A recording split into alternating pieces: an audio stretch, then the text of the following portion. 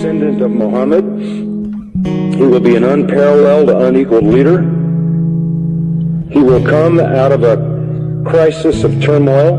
He will take control of the world. He will establish a new world order. He will destroy all who resist him. He will invade many nations. He will make a 7-year peace treaty with the Jews. He will conquer Israel and massacre the Jews. He will establish Islamic world headquarters at Jerusalem. He will rule for 7 years, establish Islam as the only religion. He will come on a white horse with supernatural power. He will be loved by all people on earth.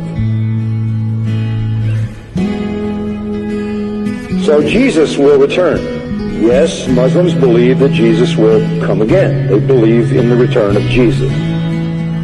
Not the true Jesus. The Jesus of Islam, not God, didn't die, didn't rise, didn't provide a sacrifice for sin, but he does return. He's a prophet, and he comes back, and he has one purpose when he comes back, and that is to assist and aid the Mahdi. He returns, listen to this, as a radical Muslim. He comes back as a radical Muslim. He will arrive, by the way, at a minaret near Damascus. And he will come back holding the wings of 2 angels who flew him down to meet the gathering army of the Mahdi in the east, the army of the black flag. Jesus, when he comes back, will pray to the Mahdi, who is greater than he. He will acknowledge the Mahdi as his Lord.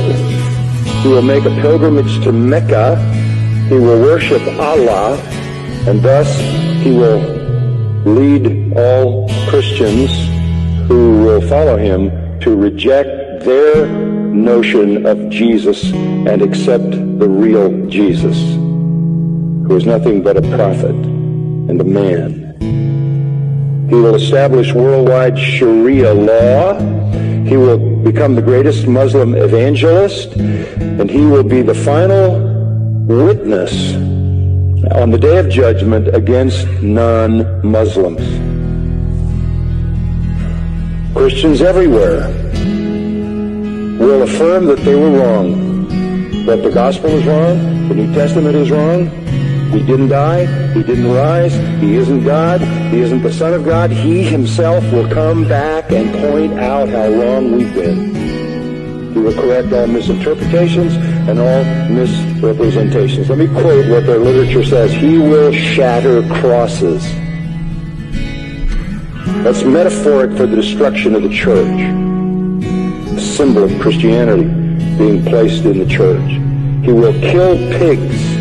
He will abolish the tax on non-Muslims because there won't be any living non-Muslims. Can't tax dead people. And then he will do one more thing. He will kill the Islamic Antichrist. He will kill the Islamic Antichrist.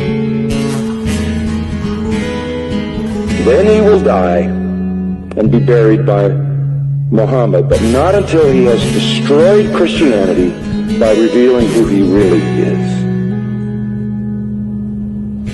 One of their writings says he espouses the cause of the Mahdi. He is the Mahdi's executioner. He is the Mahdi's enforcer. He is the Mahdi's prophet. And it is he who kills the Antichrist. That leads me to the third person. The Antichrist will show up. The Muslims call him Dajjal.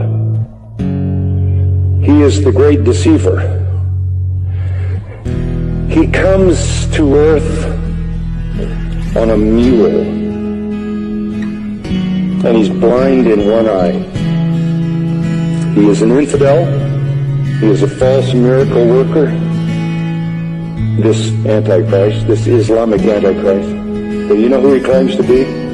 He claims to be Jesus, the Son of God. He claims to be deity. He will attempt to stop the Mahdi